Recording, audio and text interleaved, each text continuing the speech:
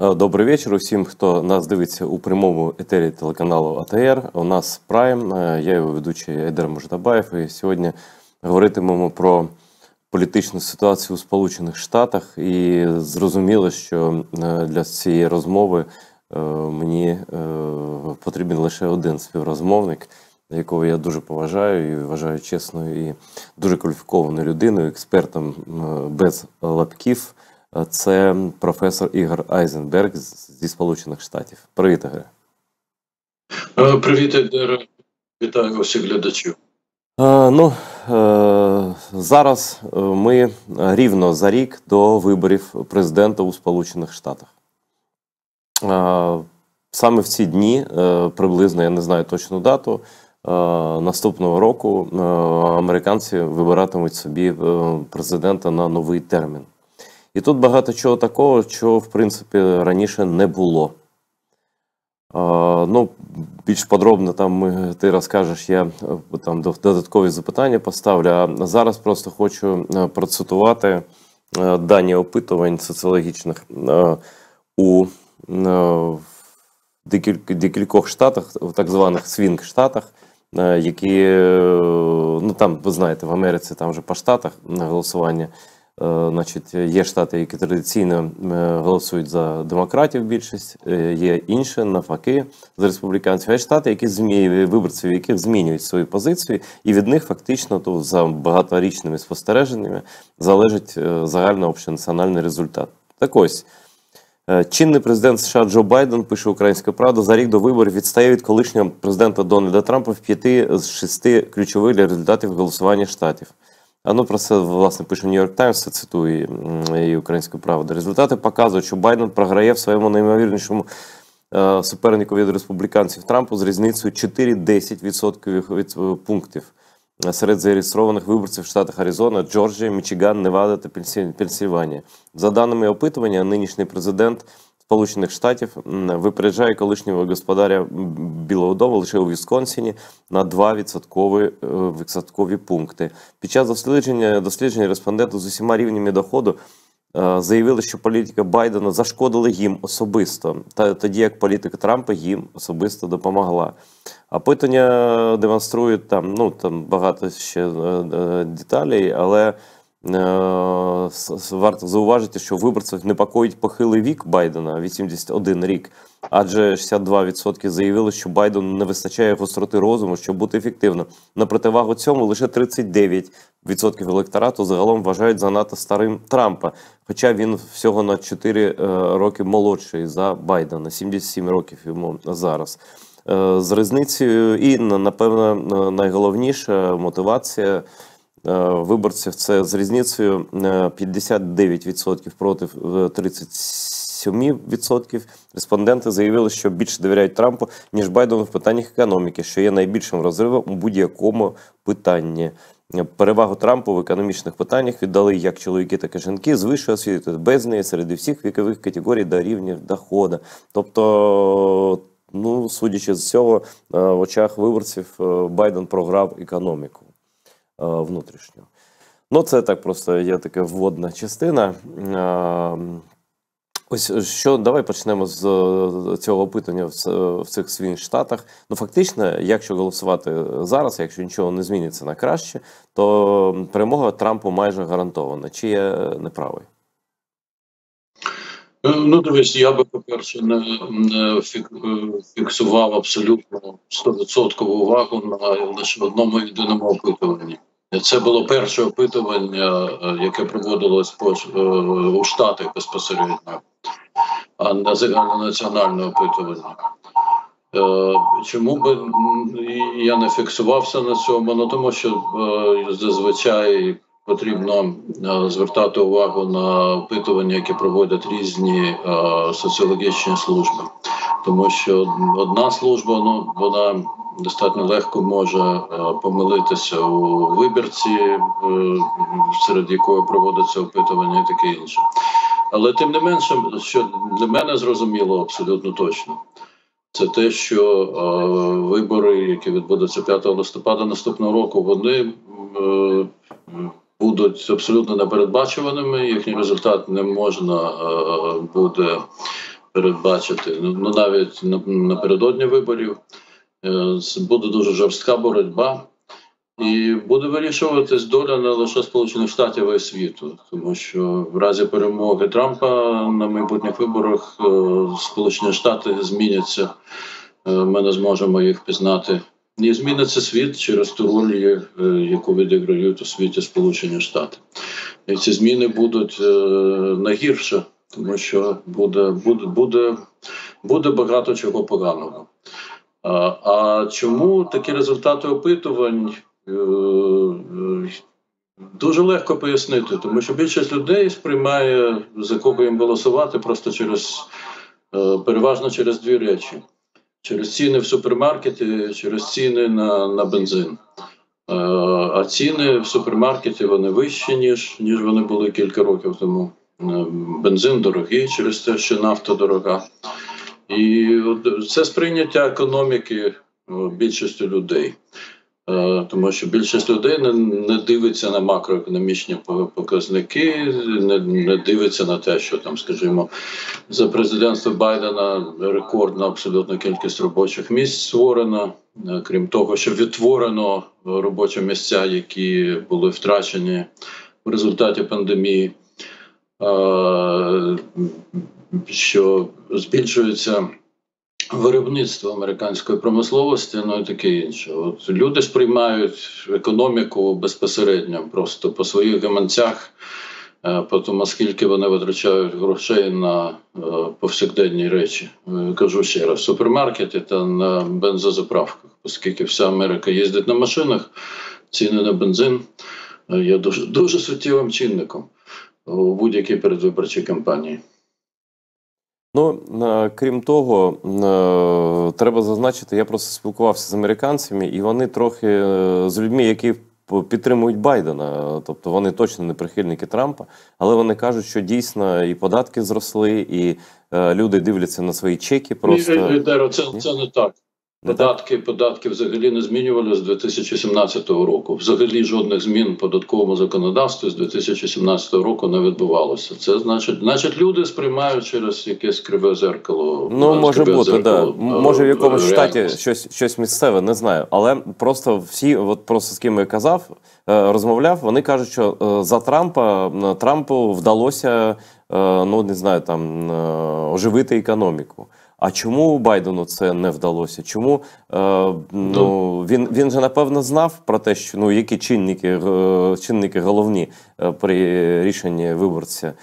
Чи він зможе змінити ситуацію, чи не зможе? Чи це вже невідворотні процеси в економіці, які дратують більшість людей, як от за опитанням різних людей абсолютно? Я думаю, що там не обов'язково там республіканці одні виборці. Сприйняття людей, воно цікаве, звичайно. От якщо ти посилаєшся на якихось своїх знайомих, то їхнє сприйняття просто не відповідає дійсності. Тому що якраз за часів президентства Байдена, за 3 роки його президентства, економіка отримала такий поштовх дуже великий. Було відтворено мільйони робочих місць, які було втрачено під час пандемії за часів Трампа, через його абсолютно недолугу політику стосовно пандемії, усіх обмежень коронавірусних і так далі, і таке інше. Було створено рекордну абсолютно кількість нових робочих місць. Вперше за десятиріччя, багато десятиріч почалася реконструкція доволі масштабна інфраструктури, дуже застарілої, дуже часто архаїчної. І це дало можливість американській промисловості виробляти багато чого нового і створило нові робочі місця.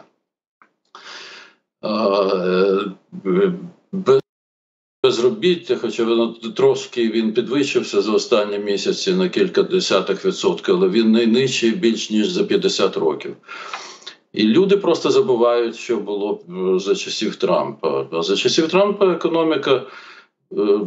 економіка, вона в перші 2 роки його президентства, вона збільшувалася, але темпи її збільшення були значно повільнішими, ніж за часів адміністрації Обами. Просто Трамп, коли став президентом, економіка була на підйомі. Обама став президентом після кризи великої 2008 року, і його адміністрації завдяки дійсно такій правильній економічній політиці вдалося перезапустити фактично економіку тоді, відтворити робочі місця і забезпечити її зростання. Там були різні чинники, якими це регулювало, скажімо, там десь зменшувались податки на якісь види бізнесу і так далі, щоб стимулювати розвиток. І коли Трамп став президентом, економіка зростала, тобто вона була в дуже хорошому стані. За перші 2 роки його президентства темпи зростання уповільнились, хоча економіка продовжувала зростати.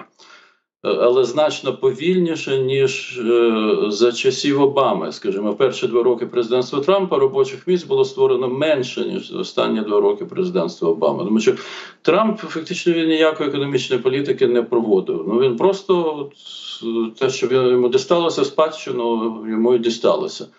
Були зменшені податки на заможні верстви населення, тобто на 1% приблизно американців, які там є мільярдерами, мультимільйонерами і на прибутки великих компаній, але це ніяк не сприяло тому, щоб економіка зростала. А потім настала пандемія у 2020 році, і все, економіка просто вона впала, тому що адміністрація Трампа дуже погану політику проводила тоді економічно.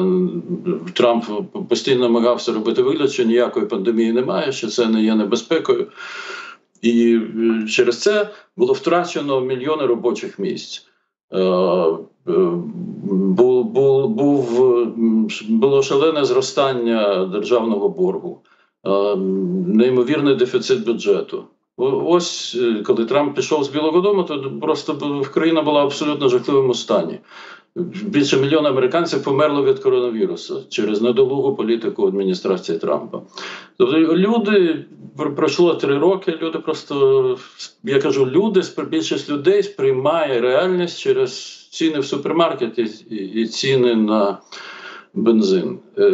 А ціни в супермаркеті дійсно вищі, ніж вони були за Трампа, тому що є інфляція. Вона велика. І інфляція спричинена передусім війною, агресією Путіна, агресією Росії проти України. Тому що в інфляції є 2 основні чинники. Це зростання цін на паливо і зростання цін на продовольство. Ціни на паливо зростають, тому що підвищилась ціна на нафту. Ціни на продовольство зростають, тому що фактично, будемо відверті, майже немає експорту сільськогосподарської продукції з України. Україна відігравала дуже важливу роль у тому, щоб підтримувати світовий ринок сільськогосподарської продукції на належному рівні. І через це дуже суттєво в усьому світі зросли ціни на продовольство. В тому числі в Сполучених Штатах. Я теж ходжу в магазин. Я бачу, що ціни значно вищі, ніж вони були 3-4 роки тому. А на твоє запитання, чи можна щось з цим зробити?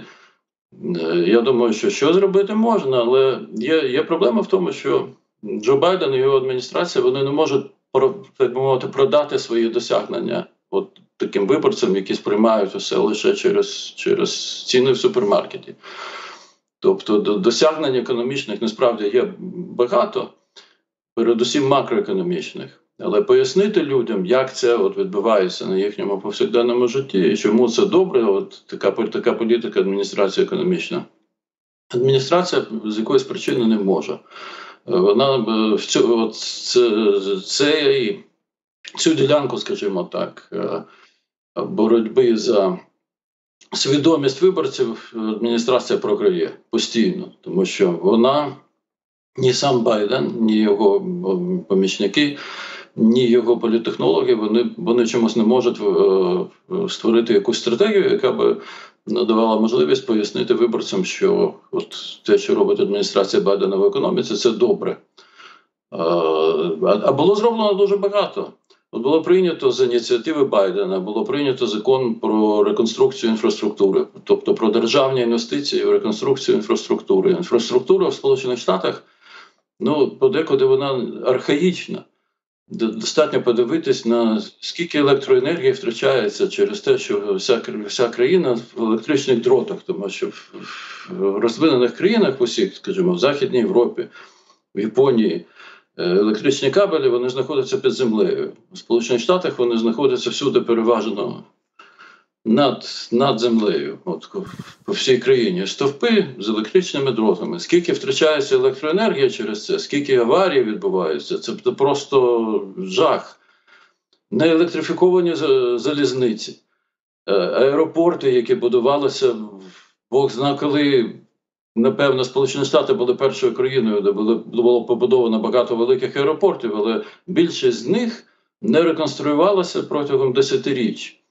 І мости, деякі в жахливому стані. Країна велика, річок багато, різних розв'язок на дорогах теж багато. Деякі мости в абсолютно аварійному стані. Це десятиріччями не реконструювалося. От з ініціативи Байдена було прийнято закон про масштабні державні інвестиції в реконструкцію всієї інфраструктури. Чому це добре? Не лише тому, що це все буде приводитись до ладу, тому що там на 10 років розрахована ця програма, але те, що створюються нові робочі місця, те, що працює будівельна галузь дуже інтенсивно, оскільки йде будівництво, таке реконструкція інфраструктури, було створено сотні тисяч, якщо вже не мільйони робочих місць. Далі закон про державні інвестиції в мікроелектронну промисловість. Для того, щоб не залежати від Китаю в цій галузі. Знову-таки прийняти з ініціативи Байдена, знову-таки будуються нові підприємства, просто держава інвестує гроші. Ці інвестиції державні і в інфраструктуру, і в, скажімо, мікроелектроніку, вони сприяли просто неймовірному зростанню приватних інвестицій в ті ж галузі. Тому що приватні інвестори, вони бачать, держава інвестує туди, значить це надійно, ну і ми будемо інвестувати. Там просто шалені гроші були вкладені в це протягом останніх 2 років. Тобто це правильна економічна політика. Як і людям продати, показати, що це правильно, от це питання для Джо Байдена і його адміністрації. На сьогодні за старою шкільною системою я би їм поставив 2 за те, як вони це доносять до людей. Тому що люди всього цього здебільшого не бачать. А люди бачать от ціни в супермаркеті.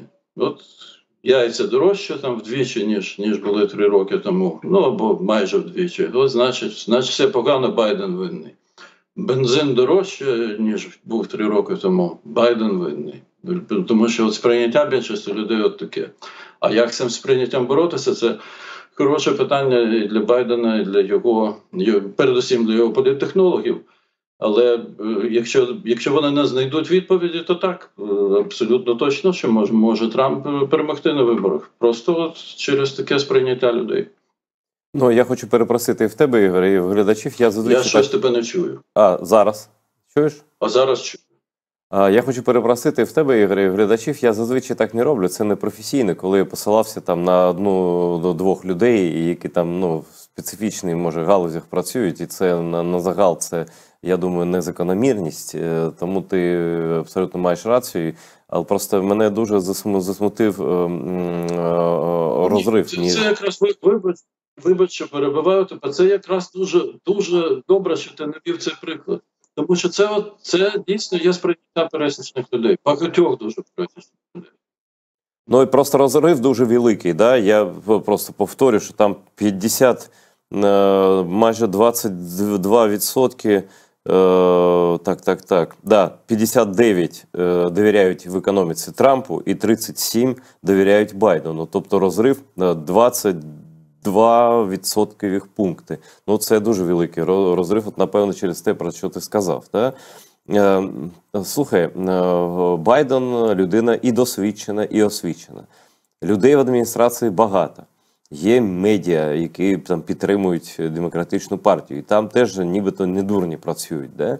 А чому така погана комунікація? До речі, щось я згадав про те, що Конгрес, може це і такі штучні вимоги, просить пояснити стратегію в Україні.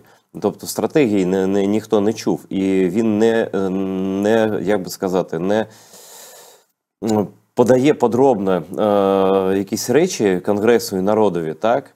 І може через це така ситуація створюється, вона дійсно небезпечна, і в першу чергу для Сполучених Штатів і для нас так само, для всіх, в принципі. Да? Ось чому, на твою думку, може це дійсно вік, може людині дійсно не вистачає там енергії, а люди під керівника всі підлаштовуються і підлеглі, да? Тобто ініціативи такої немає, тобто він не часто виступає, здається, може я помиляюся. І можна щось змінити, я не знаю, ти точно не скажеш, як, ти ж там не працюєш. Але здається, що дійсно його не чують. І щось, і питання таке, Байден же точно буде кандидатом, так? Там іншого кандидата не може бути від демократичної партії. Тобто він піде на вибори 100% від демократів, так? Ну, якщо він не передумає, то значить так, тому що ясно, що настільки довго, наскільки він заявляє, що він йде на вибори, жодних інших кандидатів серед демократів не буде. Тому що жоден притомний демократ не буде висувати себе проти чинного президента, який заявив, що він балотується на другий термін. Слухай, а чи це правда? Я, може, таки не дуже відомий дослідник американських президентів, але здається, ніколи не було випадків ні до того, як були запроваджені там обмеження два терміни для одного президента поспіль. Ні до, ні потім не було такого, щоб через раз обрався президент. Тобто був, потім програв, а потім повернувся. Здається, такого не було в історії Сполучених Штатів. Якщо я не помиляюсь, не було, хоча знову таки, якщо я не помиляюсь, принаймні один раз президент, який програв вибори, балотувався знову через 4 роки, лише, по-моєму, він програв. Я не можу тобі точно сказати. Це десь було в 19 сторіччі дуже давно. Тобто це треба в підручники історії подивитися. Тобто фактично Трамп іде і проти традицій, так не висувалося, от крім того випадку, який ти згадав. Да? І він взагалі, він своєю поведінкою, своїми виступами, він оратор непоганий, тут треба віддати належно. Тобто для свого виборця, для простого такого пересічного виборця, напевно, він впливає на своєю енергією, чого, може, і немає у Байдена, а він такий бойовий. І дійсно, вони майже ровесники, але Байден там, як живчик такий, да, якщо можна такий термін вжити стосовно людини, кандидата в президенти. Він абсолютно такі речі каже, про які жоден інший кандидат би і не сказав взагалі. Він працює з виборцем дуже нестандартно. А в чому, на твою думку, я розумію, що ти, м'яко кажучи, не прихильник Трампа, в чому його переваги, такі суто електоральні, в процесі виборів, агітації тощо? Дивись, по-перше, я б не погодився, що Байден рідко виступає. Він часто виступає, зокрема з економічних питань. До речі, сьогодні має виступати якраз з економічних питань. Ми цього не чуємо, тому я перепрошую. Ми просто цього не чуємо. Ми ж чуємо лише заяви стосовно політики, стосовно України. Звичайно. Тому що в світі ж цитують його заяви зовнішньополітичні. З економічних питань він виступає часто. Але проблема в тому, що ті, хто йому, скажімо, пишуть ці виступи, вони помиляються в чомусь, якщо вони не можуть переконати аудиторію, до якої звертається Байден. Тому що він оперує макроекономічними різними показниками в цих своїх виступах. А до людей це погано доходить, очевидно. Тому що, знову таки, люди йдуть в магазин і бачать, ціни зросли порівняно з тим, які вони були.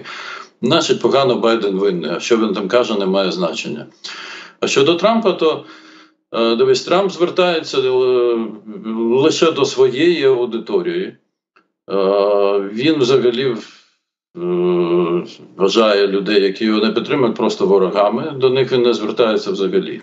Він звертається передусім до своєї аудиторії, щоб згуртувати тих виборців, які є його базою, які є його ядерним електоратом. Таких багато, таких десятки мільйонів.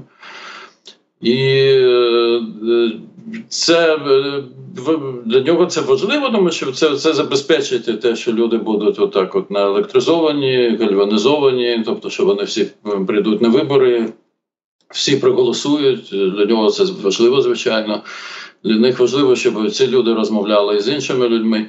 Але Трамп займається передусім тим, що він тримає таку дуже згуртовану свою електоральну базу, свій ядерний електорат. Тому що він взагалі не звертається до людей, які не є його ядерним електоратом. Тобто він їх вважає ворогами, взагалі не знаю, чи він їх вважає людьми. А як так тоді сталося, що в Штатах, свінг-штатах цих, так, в 5 з 6, більшість не його ж, це не лише його ядерний електорат, значить вони чують його, хоча він до них не звертається.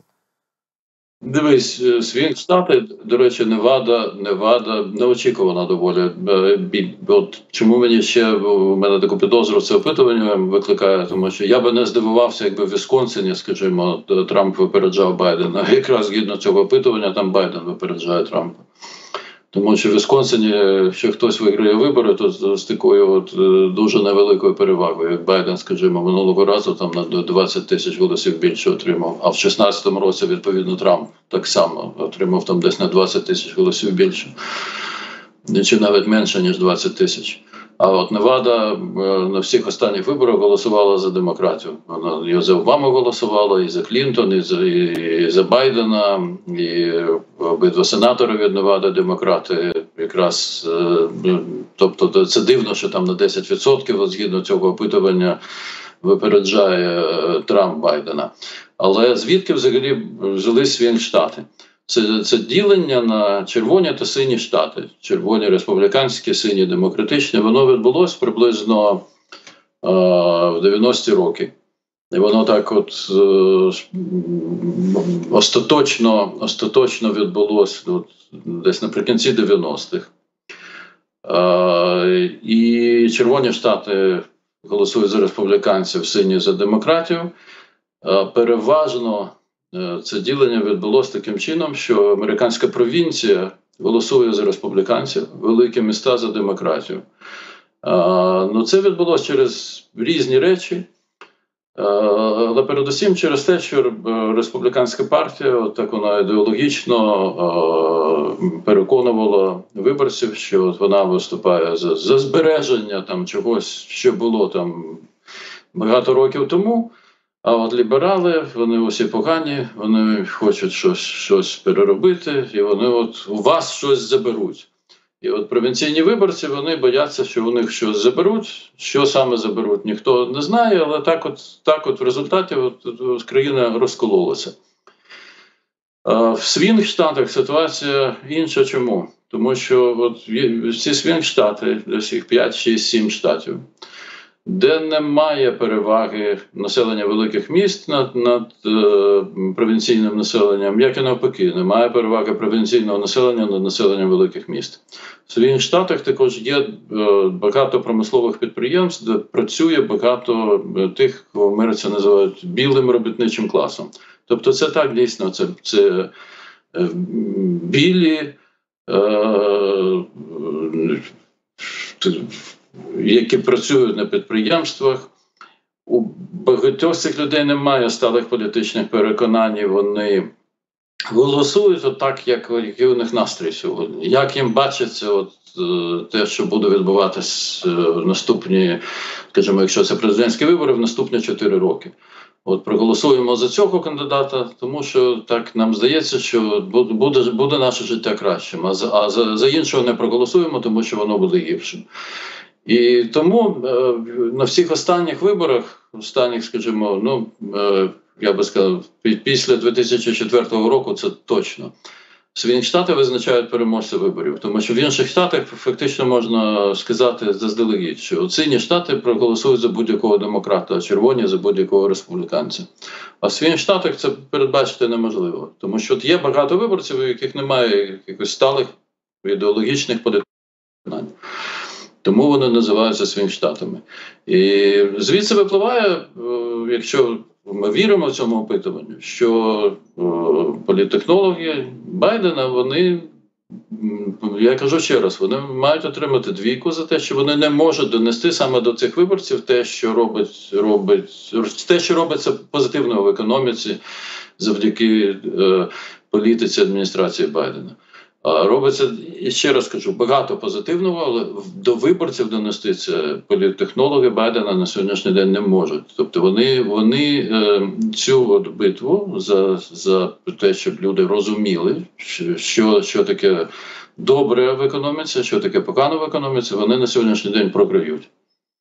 Скажи, Ігорі, ну переходимо вже до міжнародної політики, в якій велике місце займає війна України з Росією, ну і вже війна на Близькому Сході.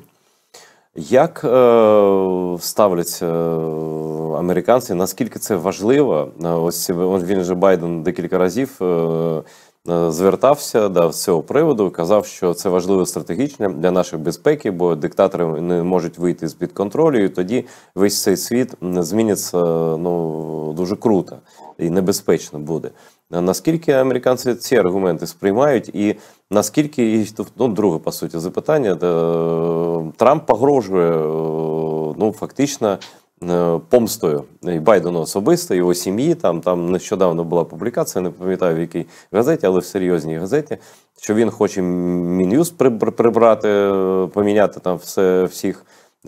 Він хоче переслідувати, репресувати своїх ворогів. Він маркує людей, які Байден і інші, які йому не подобаються. Ось на що можна чекати? Давай спочатку про зовнішню політику, а потім про наміри Трампа, які вже відомі.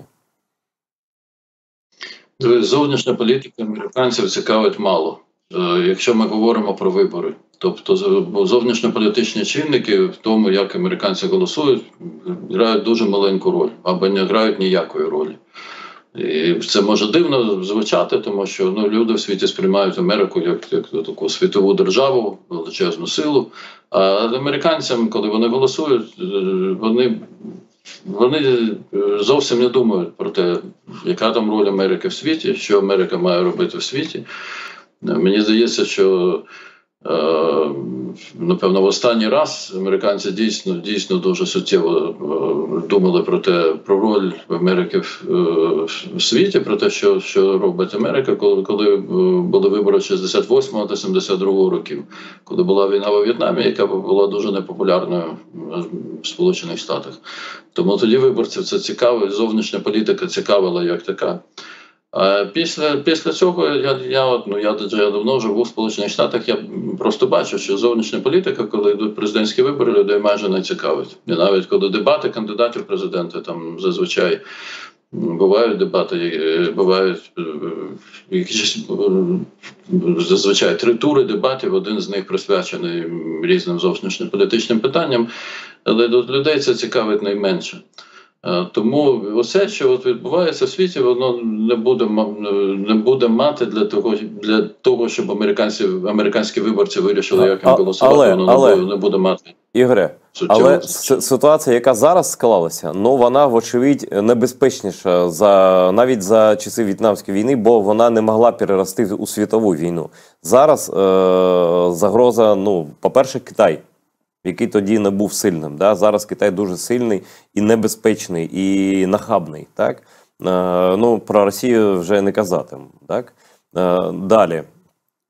Колективний схід, мусульманський світ, переважно арабський світ, дуже, я не знаю, дуже теж агресивно ставиться до Америки. Тобто, по суті, ми бачимо передмови, я принаймні бачу, ти, напевне, теж, для можливого розростання конфліктів і на Близькому Сході, і в Європі, через війну, в якій Росія дуже вперто продовжує нарощувати свій військовий потенціал за підтримки Китаю, за підтримки КНДР, яка, звісно, підпорядкована Китаю, тощо. Тобто небезпека, вочевидь, інша. рівень небезпеки. Але все одно про це більшість американців не думає. Це я правильно розумію? От Зеленський звертався нещодавно, він сказав, що будуть ваші сини і доньки воювати. Якщо він, Путін, усіх нас уб'є, то воюватимуть у Європі будуть ваші сини і доньки. Чи це не може дійти до розуміння пересічних виборців американських?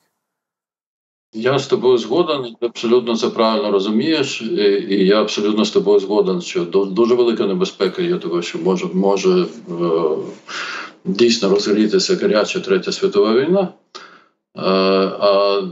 Так, американці цього здебільшого не сприймають. І, до речі, про це говорив надалі, як тиждень тому в Сенаті, в комітеті з бюджетних слухання, на які прийшли міністр оборони Остін та держсекретар Блінкен, які якраз сказали про надзвичайно важливість того, щоб виділити гроші на допомогу і Україні, Ізраїлю, і Тайваню, тому що це забезпечення безпеки Сполучених Штатів. Бо інакше, як сказав міністр оборони Остін, якщо ми цього не зробимо, то так нам доведеться воювати в Європі. Тому що йшлося саме про допомогу Україні, коли він про це говорив, що якщо ми не допоможемо Україні, то нам доведеться воювати в Європі, нашим солдатам доведеться воювати в Європі. Тобто ті, хто приймають рішення, я маю на увазі такі високопосадовці адміністрації, як міністр оборони, як держсекретар, як і сам президент, вони це розуміють. Пересічні американці, я думаю, що здебільшого не розуміють цього, не сприймають цього. Для них все це, що відбувається в світі, це так десь далеко, не тут. І тому сприйняття, такого гострого сприйняття немає. Так, звичайно, коли розпочалося широкомасштабне вторгнення Росії 24 лютого 2022 року. Звичайно, що Америка була біля телевізорів, дивилася все, що відбувається. У американців, до речі, є емпатія доволі розвинена, коли вони бачать звірства якісь по відношенню до абсолютно невинних людей. У них таке виникає відчуття, що цим людям треба допомогти. Але гострота відчуттів проходить з часом, вона не може триматися постійно на одному рівні. Ну так само, до речі, було, коли 7 жовтня Хамас здійснив напад на Ізраїль і вбили 1400 людей по звірячому. Ну так, у багатьох людей в Сполучених Штатах була така дуже велика емпатія. А сьогодні, дивись, пройшов місяць. Ну, Ізраїль в новинах постійно, десь, скажімо, 70% часу, 60-70% часу, але гострота сприйняття пройшла. Ти навіть навпаки, там в Америці відбуваються різні демонстрації антиізраїльські, фактично антисемітські, як сам директор ФБР сказав, що дуже зріс рівень, зросла кількість всяких випадків антисемітських дій, антимусульманських дій. Хоча кількість різних антимусульманських дій зросла менше, ніж кількість антисемітських дій. Але у людей сприйняття, воно, я про що хочу сказати, гострота сприйняття спадає. І людей це перестає цікавити як щось таке, що це стосується їх безпосередньо прямо сьогодні. Ну, дивись, Ігоре, я уточню. І знову тебе не чую. Да, зараз чуєш? Чуєш зараз? Зараз чую. Я хочу уточнити.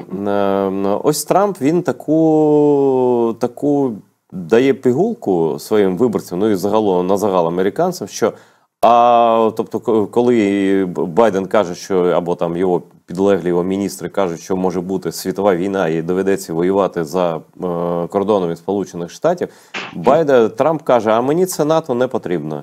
І ми ніде не воюватимемо, бо я не хочу, наші солдати не будуть за мою каденцію, принаймні допоки я президент, воювати ніде. Я так не хочу. А з Путіним я домовлюся. І він не буде, і буде мир. А що там десь в Україні, десь там на Близькому Сході? Ну, щось буде. Да? А я зроблю так, що американський солдат, я думаю, що він багато разів це ще скаже, скаже, ми не будемо просто воювати за межами Сполучених Штатів. Це все Байден. Да? Ну і буде критикувати Байдена, якщо прийде він до влади, то і репресії буде влаштовувати про внутрішні, як він планує. Це не я вигадав, це була публікація. Ось чи може це спрацювати, така риторика? Ну, якщо він прийде до влади, то дивись, я вже розпочав нашу сьогоднішню розмову після першого твого запитання. Я сказав, що якщо він прийде до влади, Америка зміниться, ми її не впізнаємо, зміниться світ. І ці зміни будуть дуже поганими. Мета Трампа – встановлення авторитарного режиму в Америці. Ну, авторитарний режим може бути різного характеру, скажімо, може бути такий режим, як у Орбана в Угорщині. Ми ж не можемо заперечувати, що Угорщина на сьогодні не є демократією. Це країна з авторитарним режимом. Хоча там формально залишаються демократичні інститути, навіть проводяться вибори, але вибори може виграти лише Орбан. І допоки Орбан здоровий, ну, Орбан буде керувати Угорщиною. Там такий от авторитарний режим. А в Сполучених Штатах мета Трампа встановити принаймні те, що є в Угорщині. Може ще щось більш жорстке.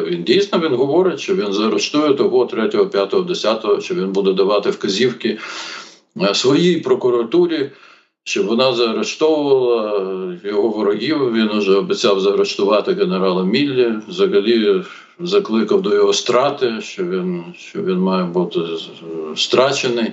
Фактично закликав до його вбивства. От те, що він про нього писав, навіть не те, щоб його там суд до чогось засудив, а закликав до його вбивства.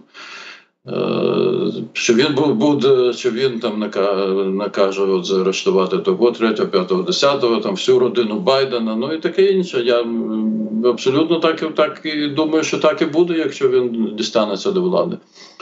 І що він каже, що він домовиться з Путіним. Так, звичайно, що він перше, що зробить, він подзвонить Путіну і скаже, ну давай, забирай Україну, скільки там хочеш.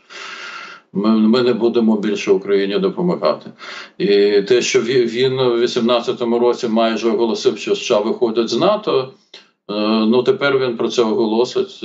Це жодного сумніву немає. Це не лише моя думка, це думка його колишнього радника з національної безпеки Джона Болтона, який неодноразово вже про це казав. Що НАТО настане кінець, оскільки просто Трамп виведе Сполучені Штати з НАТО. І дивись, не далі, як днів 10 тому, ну, два тижні тому, Ліз Чейні, колишня конгресвумен республіканська, яка тепер поза Конгресом, просто через свою позицію проти Трампа, вона сказала, що Дональд Трамп є найбільшою екзистенціальною загрозою для Сполучених Штатів Америки. Не Путін, не Сі Цзіньпінь, не Росія, не Китай, а Дональд Трамп. Я з нею абсолютно згоден. І він є, якщо він дістанеться до влади, то він є загрозою не лише Америці, а й світу. Тому що, кажу, Америка зміниться, ми її не впізнаємо. І світ зміниться на гірше, тому що така роль Америки в світі. Якщо Америка буде проводити абсолютно ізоляціоністську зовнішню політику і буде от сама в собі, а світ буде сам по собі, то будуть відповідні наслідки. Це жахливо, але це така реальність. Ну, скажи, будь ласка, а чи американцям, ну, я розумію, бензин, там, ціни на продукти, а чи американцям, ну, більшості потрібна демократія, яка там, ну, вже більш ніж 2 століття, а може вже набридло, може люди хочуть сильну руку, таку хазяїна, я не знаю. Ну просто це дуже дико звучить, тобто він відкрито, тобто він же не приховує нічого, він відкрито каже, що він колаборант Путіна, що він з усіма домовиться, Америка звідси звідусіль піде, що Європа залишиться без захисту американського, що наслідки цього, ну, абсолютно зрозумілі, так?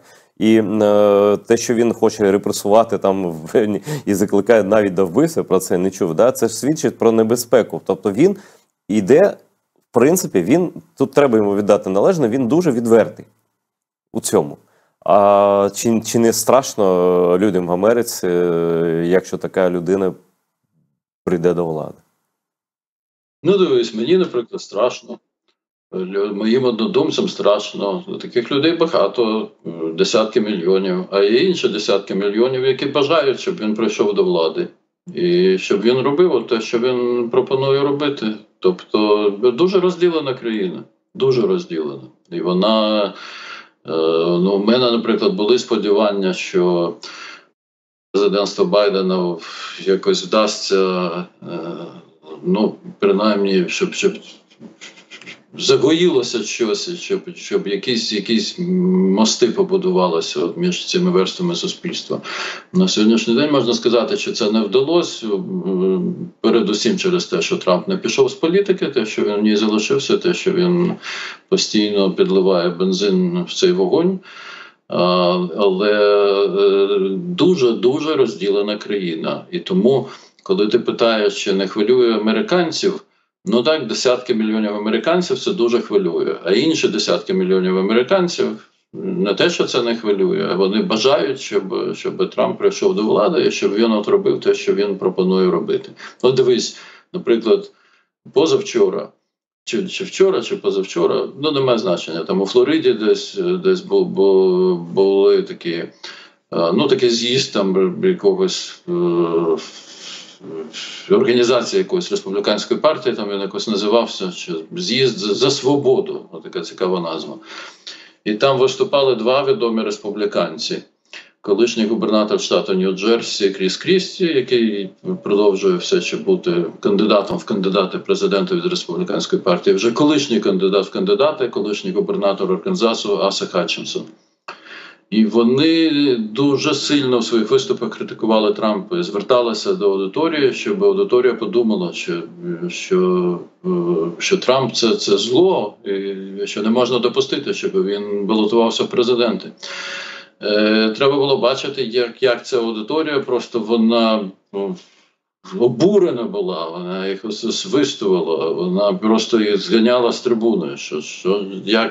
Як ви можете таке казати про нашого улюбленця, нашого кумира? Тобто от є дві Америки. Є дві Америки. І в одній, і в другій дуже багато людей. Але от у людей такі позиції. Тобто ти питаєш, чи не непокоїться американців? Десятки мільйонів це дуже непокоїть. А інші десятки мільйонів, вони цьому раді.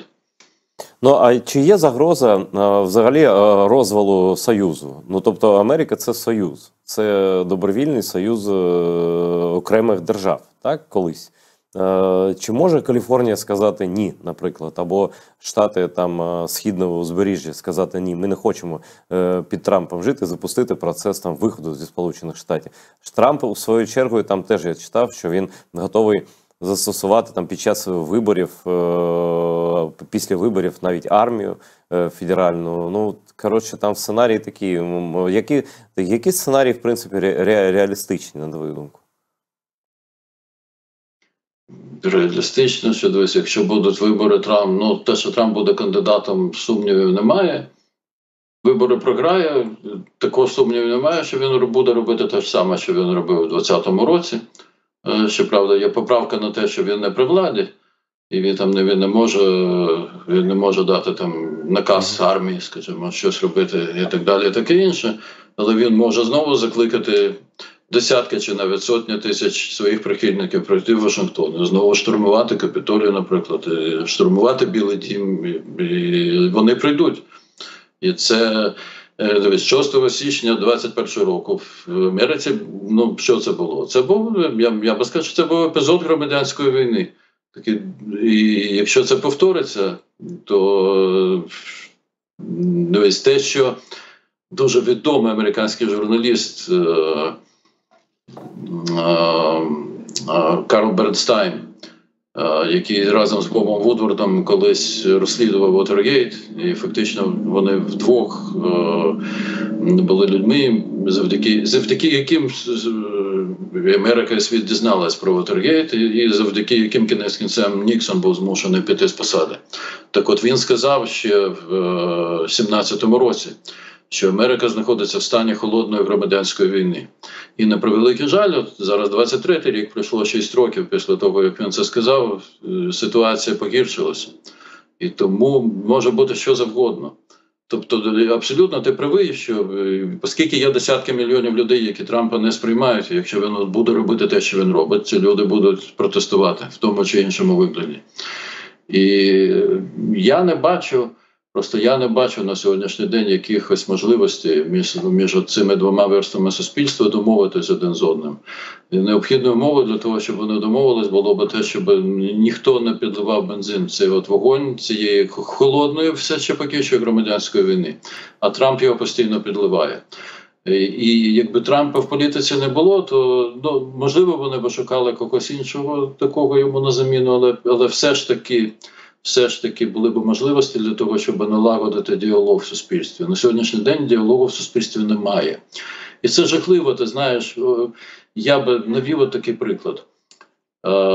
Сполучені Штати з моменту проголошення незалежності держави Ізраїль в 48-му році підтримували Ізраїль. Всі адміністрації, республіканські, демократичні, конгреси усіх скликань, немає значення, хто там був у більшості. Сполучені Штати безумовно підтримували Ізраїль, постійно приймалися закони про допомогу Ізраїлю, про те, щоб забезпечувати грошима цю допомогу і таке інше. І от республіканська фракція в Палаті представників минулого тижня приймає законопроєкт, коли Ізраїль знаходиться у війні. Можливо, навіть екзистенціальній війні. На Ізраїль було здійснено напад. Республіканська фракція в Палаті представників у відповідь на запит від Білого дому, що треба виділити гроші на допомогу Ізраїлю, Україні, Тайваню, на охорону південного кордону Сполучених Штатів, вона приймає законопроєкт, який був мертвонароджений. Це їм було зрозуміло заздалегідь. Що проєкт виділяємо під гроші. вето, да? Проєкт фактично під вето. Тобто вони знали, що... Так, навіть не те, що під вето його Сенат не буде розглядати. Він до президента просто не дійде. Що ми виділяємо гроші на допомогу Ізраїлю, лише за умови, що ми забираємо ці гроші з бюджету Федеральної податкової служби. Ну це просто жах, насправді. Це такий цинізм і таке просто невігласе цинізм. Абсолютний цинізм. Тобто, коли дивись, країна, яка є союзником Сполучених Штатів, знаходиться у війні, і коли треба цій країні допомогти, замість того, щоб їй допомогти, приймається законопроєкт, який точно ніколи не стане законом, і вони це добре розуміли. Це цинізм, і це абсолютно жахливо. І це те, що привніс Трамп в американську політику. І це жах.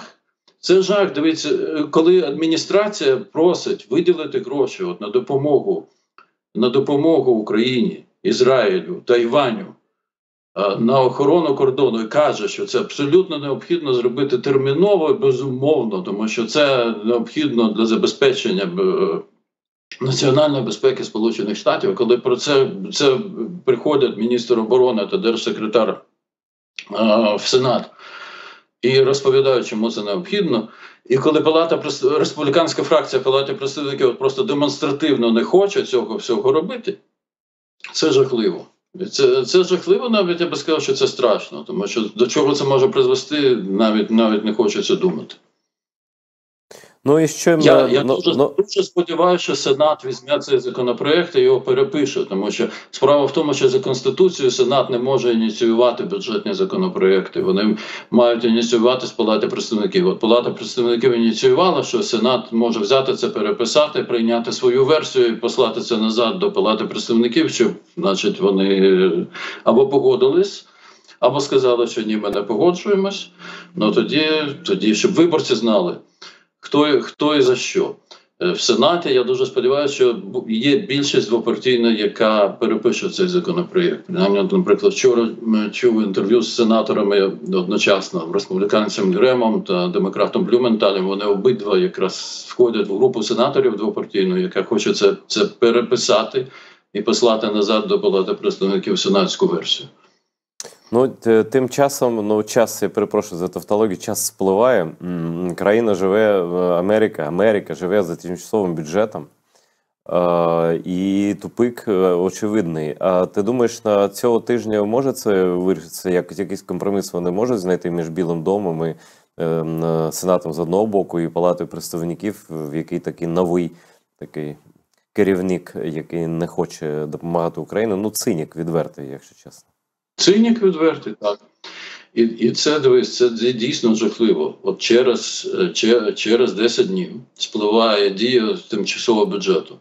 яке ще за попереднього спікера було затверджено. Тобто 17 листопада Америка буде без бюджету. Якщо не буде бюджету, буде зупинка роботи федерального уряду. І це не лише те, що не будуть чиновники отримувати зарплату. Є сотні, якщо не тисячі великих компаній, які працюють за замовленнями федерального уряду. Є різні замовлення державні, які вони виконують. Вони залишаються без роботи, залишаються знову-таки, це без зарплати будуть мільйони людей насправді, а не лише чиновники в міністерстві. І це спричинить те, що буде економічна криза. Ну я вже не кажу про те, що і Україна лишається без допомоги, і Ізраїль лишається без допомоги, і Тайвань залишається без допомоги. І те, що так республіканці кажуть, що вони так хочуть забезпечувати безпеку на південному кордоні, президент запросив кільканадцять мільярдів доларів на те, щоб її забезпечувати. Ну і ми зараз і це, напевно, от такий підхід, чим гірше, тим краще. Це жахливо насправді. Чи дійдуть вони згоди, мені важко сказати. Тим більше, що йдеться про насправді невеликі суми грошей допомоги. Це для Сполучених Штатів це невелика сума, яку просить Білий дім.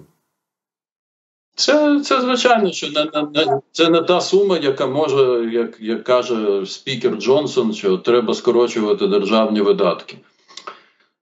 Ну, це не та сума, завдяки якій можна позбутися дефіциту бюджету. Бюджет в Сполучених Штатах дефіцитний. Ну, передусім через те, що, наприклад, в 2017 році було знижено податки на 1% найзаможніших приватних осіб і на багато великих компаній. І з тих пір податки не змінювалися. От є така популярна мантра, що Байден податки підвисить. Податки не змінювалися з 2017 року. От за скільки Байден є президентом, жодний федеральний податок не змінювався. Тобто фактично зараз Америка живе як за Трампа, да? Ну, щодо податків? З точки зору бюджету так, тому що бюджет формується за рахунок податків. А податки такі, от як були прийняті за Трампа, тоді Конгрес, коли була у республіканців більшість в обох палатах, вони прийняли законопроєкт, який став законом, про зниження податків на певні верстви. Скажімо, я тобі скажу, мої податки знизились теж тоді. Я став платити десь на $15 менше податків в місяць, ніж платив до того.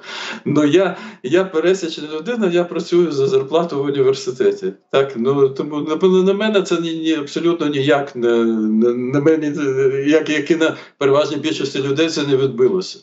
А такі, як Трамп, вони стали платити менше податків. Великі корпорації стали платити менше податків. Ну, в бюджеті стало менше грошей. Він як був дефіцитний, так і є дефіцитним. В останній раз профіцитний бюджет Сполучених Штатів був за президентства Клінтона. Клінтон залишив Білий дім, коли був дуже великий профіцит бюджету, зменшився держборг, ну а потім це все пішло навпаки. Ну, чи вони домовляться до 17 листопада, мені сказати важко, тому що спікер, його робота, особливо коли є Конгрес розділений, в Сенаті більшістю демократів, Білий дім у демократів, робота спікера полягає в тому, щоб вести перемовини і з'ясовувати, які законопроєкти можна зробити законами, тобто які законопроєкти можна прийняти так, щоб їх за них проголосував і Сенат, щоб їх підписав президент. Це робота спікера. А якщо спікер бачить свою роботу в тому, щоб приймати якісь такі пропагандистські, ідеологічні законопроєкти, які він наперед знає, законами не стануть, ну тоді не буде нічого, не буде ніякої роботи. Не буде бюджету, не буде грошей, буде шотдаун. Просто йому треба виконувати роботу спікера, йому треба зробити вибір. Чи він, продовжує бути політиком звичайним, яким він був до того, як став спікером, чи він, займаючи цю високу дуже державну посаду, третя посада в ієрархії в Сполучених Штатах, що він буде працювати на державу. Подивимось. Думаю, що цього тижня дізнаємось, вже що там буде відбуватись. Тому що наступної п'ятниці, якщо не буде прийнято новий бюджет, просто зупиниться робота федерального уряду. Ну, ось такий дуже нечіткий в нас прогноз, ну, в нас, в першу чергу, в Ігорі. Я думаю, що ніхто зараз не може сказати, хто переможе рівно за рік на президентських виборах у Сполучених Штатах. Але більш-менш зрозуміло, що на нас чекає в тому чи іншому випадку. Я дуже вдячний тобі, Ігорі, що ти знайшов час і це так подробно пояснив. Твої завжди коментарі дуже цінні, і я сам аналізую твоїми очима на все це, намагаюся дивитися. Я надіюся, що здоровий глузд все ж таки переможе, але до цього треба докласти зусиль і що тут додати. Будемо дивитися, цей рік буде, я думаю, вирішальним в багатьох сенсах, в тому числі для України. Але нам головне підтримувати зараз один одного і підтримати наше військо. Дивіться АТR далі.